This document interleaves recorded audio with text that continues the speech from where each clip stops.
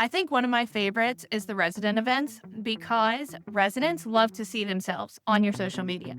These are the ones where they're going to tag their friends in it and say, "Hey, look, like this is the party I was at." And so the residents are going to interact with their own photos so much more than a big email.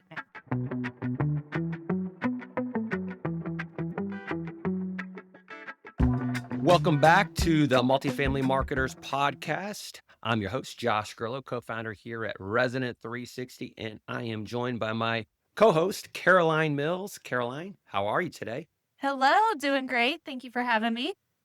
So today's topic we're going to be diving into is social media for multifamily properties, which I know can be quite a beast Yeah. for a lot of properties and on-site teams to take on and actually do it and do it properly. But Yes. today's topic, we're going to break it all down in terms of how to do it and how to do it properly. And it's something that we call the 60-30-10 rule for social media marketing for properties.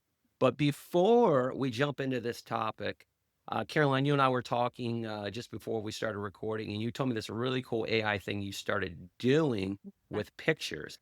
And I wanted to ask you about it because I thought it was interesting. And then you showed me the picture of your dog, and it Yes. looked like an absolute insane portrait that was taken by some famous photographer or something. Yeah. So why don't you tell everybody listening what you're doing right now with Chat GPT of all things? Yeah. Yeah. It's really neat. So chat is getting really good creating photos if you know the right things to give it. I've definitely done some goofy, photo things with it where it doesn't know exactly what it's doing. But this one was really cool. Saw it trending on social media, and it was about creating high contrast close portrait, and it was people doing their pet. And so I love my fur baby, my dog.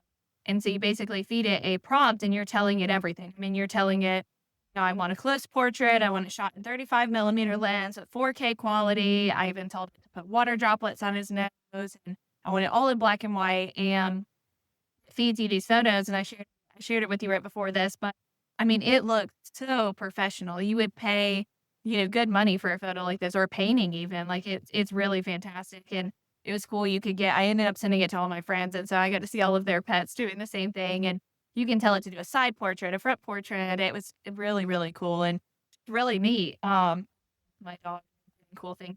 It's just really interesting what it's turning into, when you give it the right things. So Caroline, what kind of dog do you have? I have a golden doodle. He's 6.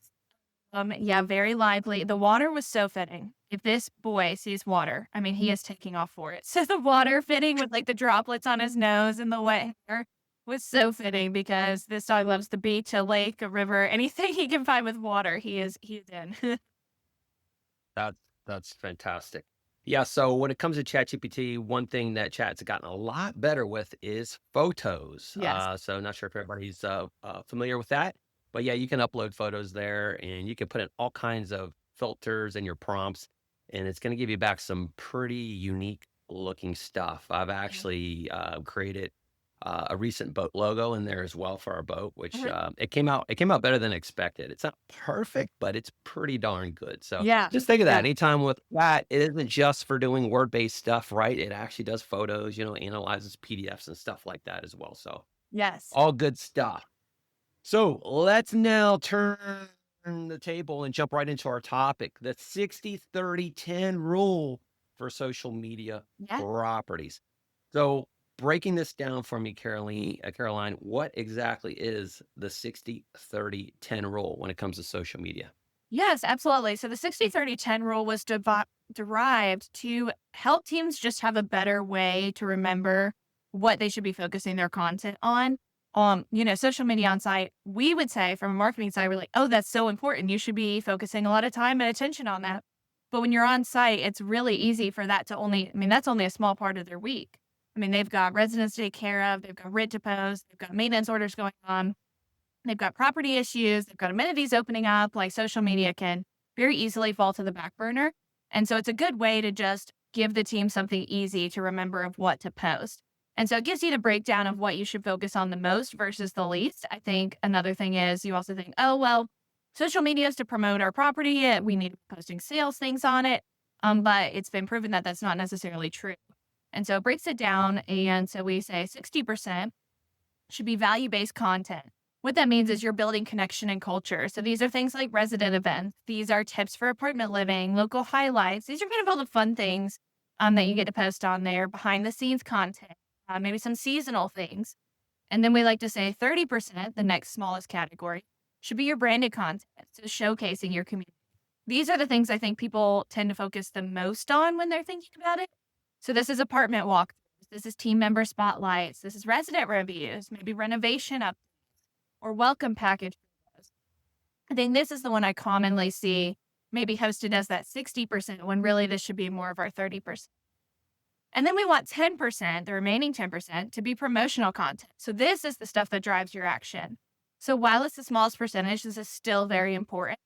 So these are things to take your audience to take action. So this is like scheduling a tour or applying for a lease. This is maybe a limited time special, a countdown post until something's happening. And then can include those call to action buttons like book a tour or apply now. You just don't want that to be overwhelming majority of your content. While that's great for your prospects to come across and they're going to look at that, your prospects aren't the one who are engaging with your social media all the time and helping you grow it from the ground up. So it just gives them a good mix of what to focus on so that when you go to their social media channels, it's just not seeing the same thing repetitively over and over again.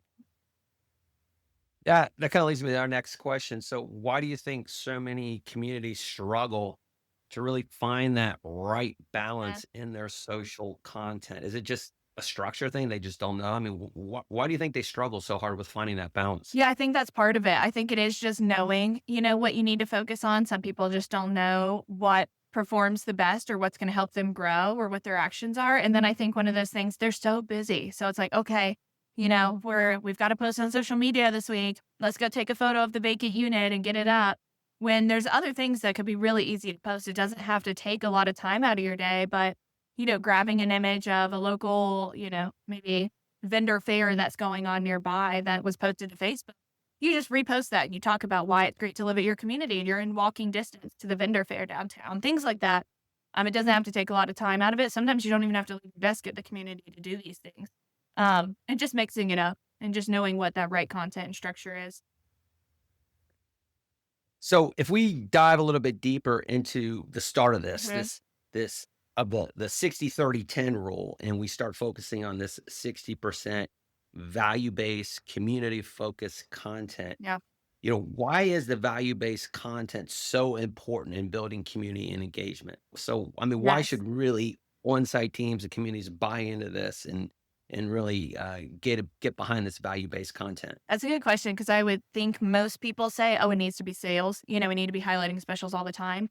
But this portion, this value based content, we call it, this is the content that offers value. This is what sparks engagement on your post. This is what's showcasing what it's actually like to live in your community. I would say millennials, Gen Zs, Gen Alphas are going to come up and start renting in the world. We go on social media all the time. And so if we go to your Facebook page or your Instagram and all you see is just a bunch of vacant units and then a bunch of Canva template telling you you're getting a half off. That's great. But now I don't know what it actually is like to live at your community. What does your dog park look like? What kind of events are you throwing for your residents? What do those look like? What are local restaurants around you? Now I'm having to go to multiple places to look for these kinds of things. When really, if I went to somebody's page and I can see that they just hosted, a holiday resident event, maybe a pool party. And then I see that they're highlighting, the local, steakhouse down the street that just opened. And then I'm seeing, their dog park. Maybe I'm seeing a behind the scenes of what it looks like in a day in the life there even with the leasing team. Now I've got a full picture of what it looks like at your community. If I'm very interested in what it looks like at your community, I might not even care that you have half off. I might want to pay full price because now I see, okay, this looks really awesome living here. I don't care that the place across the street is giving half off. Your place looks awesome to live at in a day in the life. Would that kind of got me thinking it for a second. If somebody was to take like testimonials or comments from Google Is review it? and turn that around, let's just say, you mentioned Canva template, but turn Yeah, that yeah. around into, a little Canva template post.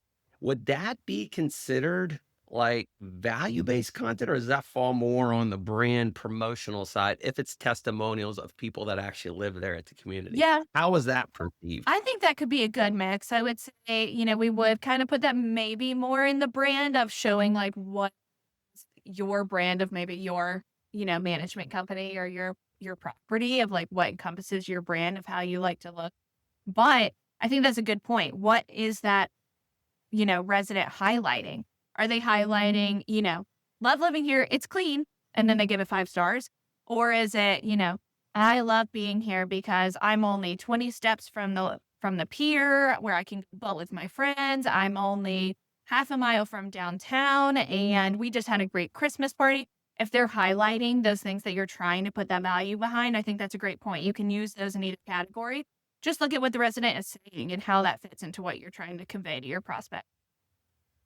That's a good point. Actually spend time looking at the review, Yeah. looking at the meaning behind the Yeah. review, and if there is some real value-based, piece of juicy information there, then sure, it can definitely fall in the 60% value Absolutely. base. Absolutely. What would be some other examples of content that has performed really well from the 60% value-based perspective? I think one of my favorites is the resident events because residents love to see themselves on your social media.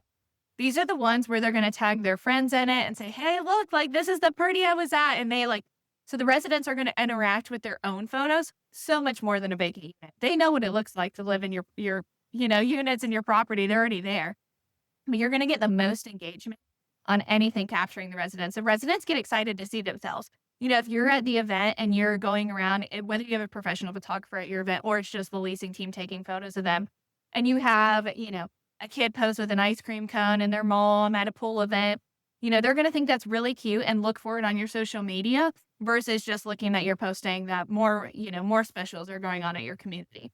So that's where you're going to get a lot of engagement. They're going to tag other people of their community. They're going to tag their friends and family.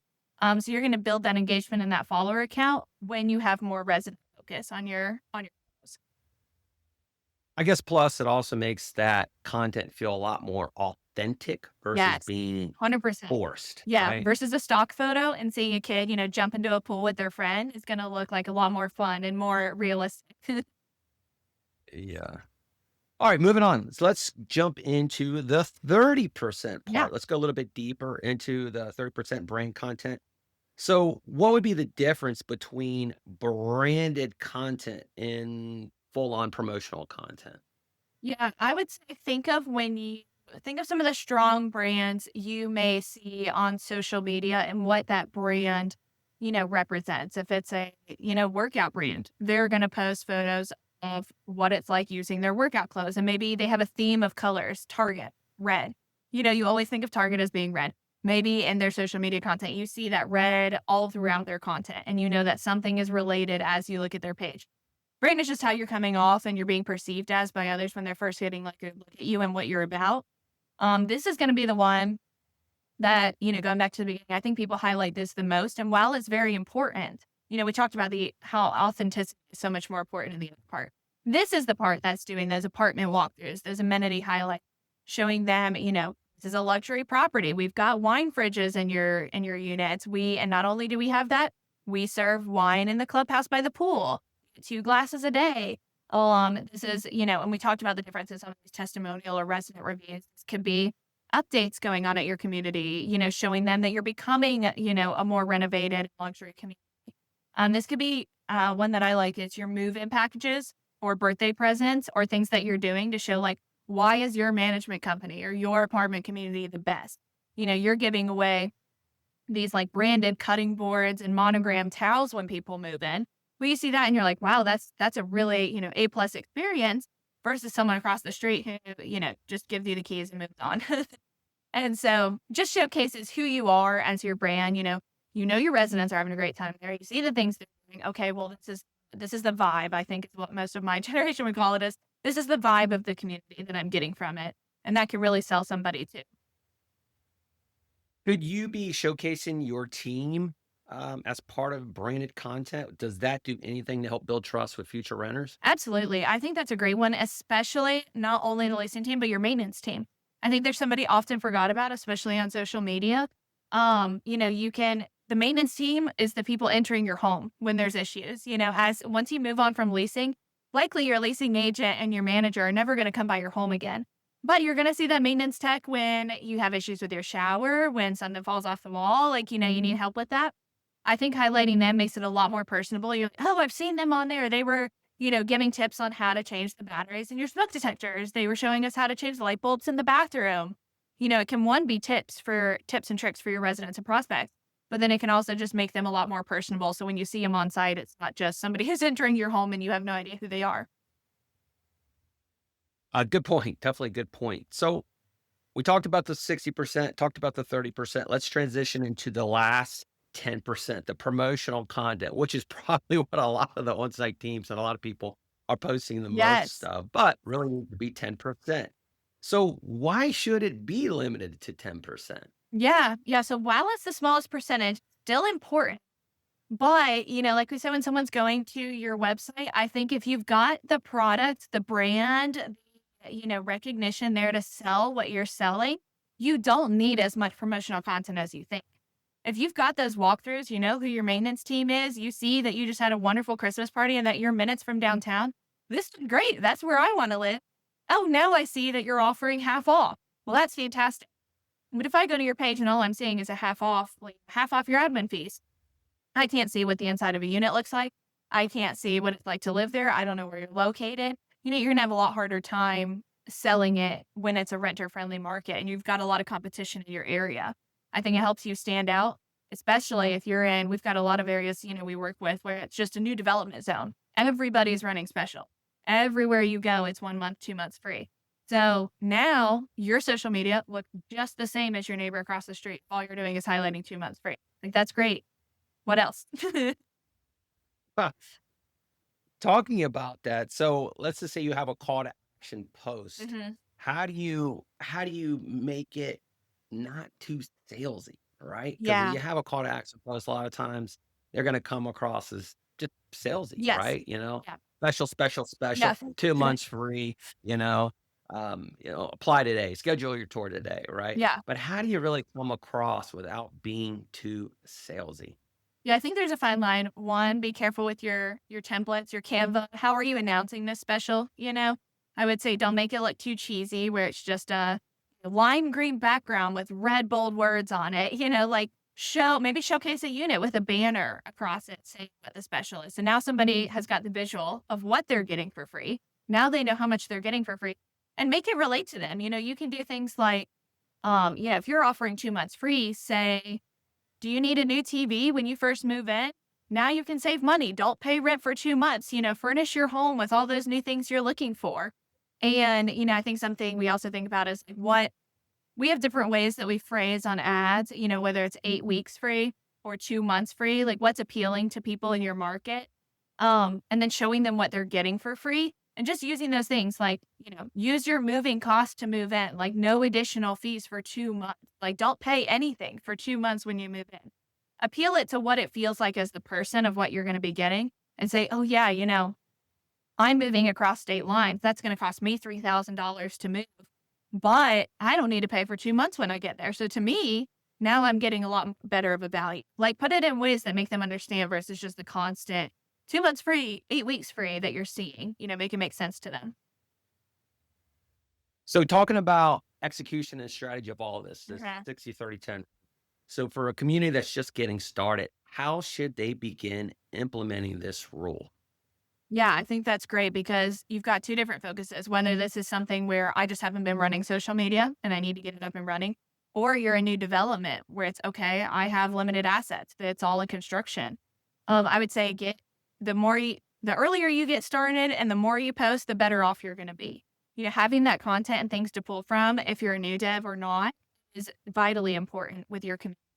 And I would say, just take the time to look at what digital assets you already have. What do you need to focus on in these categories? Like, what are your top things you need to do?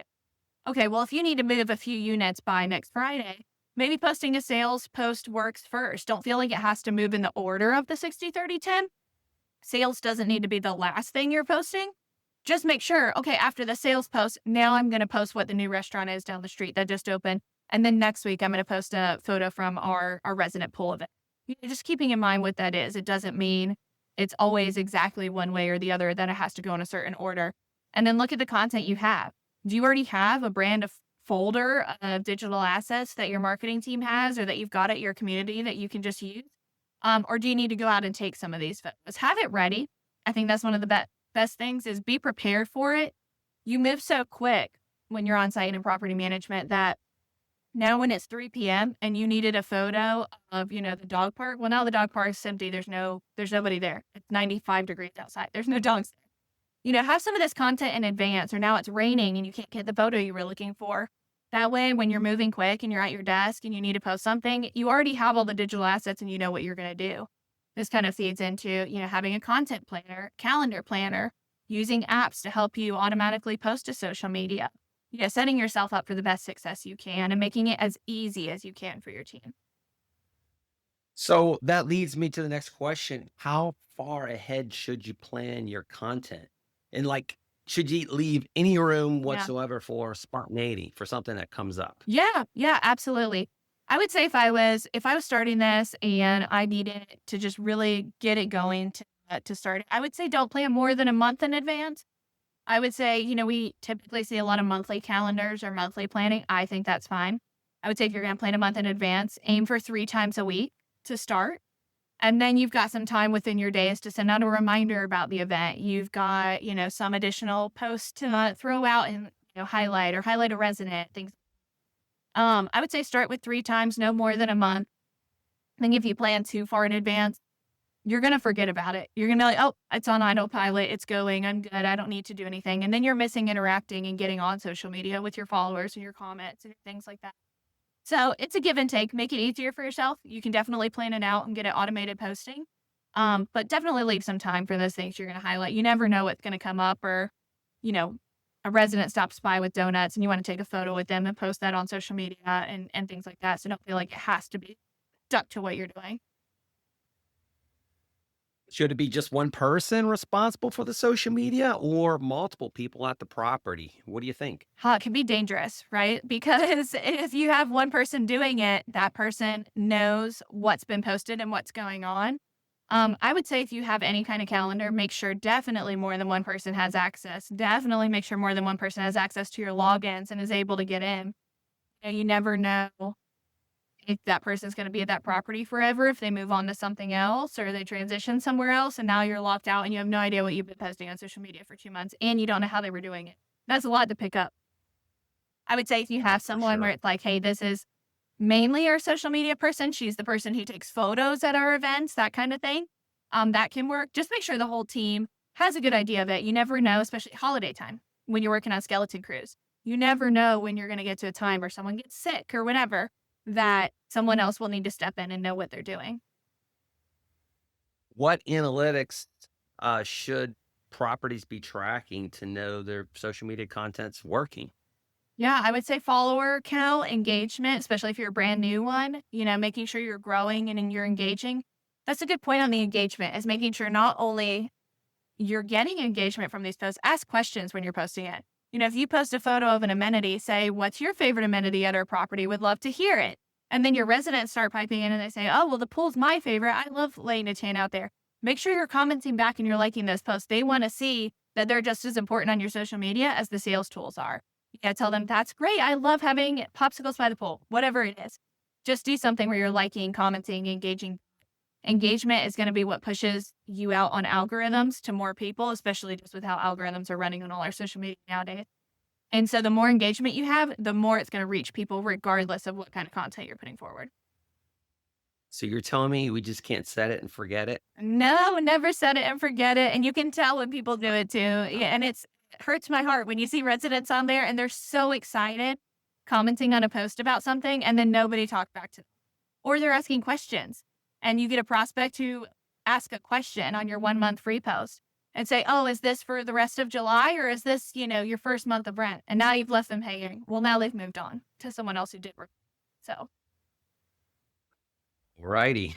Let's move on to hot takes with Caroline. We did this okay. on our very first Yeah. podcast episode, and I want to do it again. I do like it.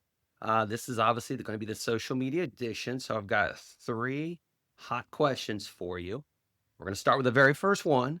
What's one thing apartment communities should stop posting immediately? Stop with the really bad Canva layout. Like the bad templates. I don't want to see just some plain background with a bunch of words slapped on there, random GIFs or emojis on there. Think about what you're putting forward as your brand and what you want to come off as to these people.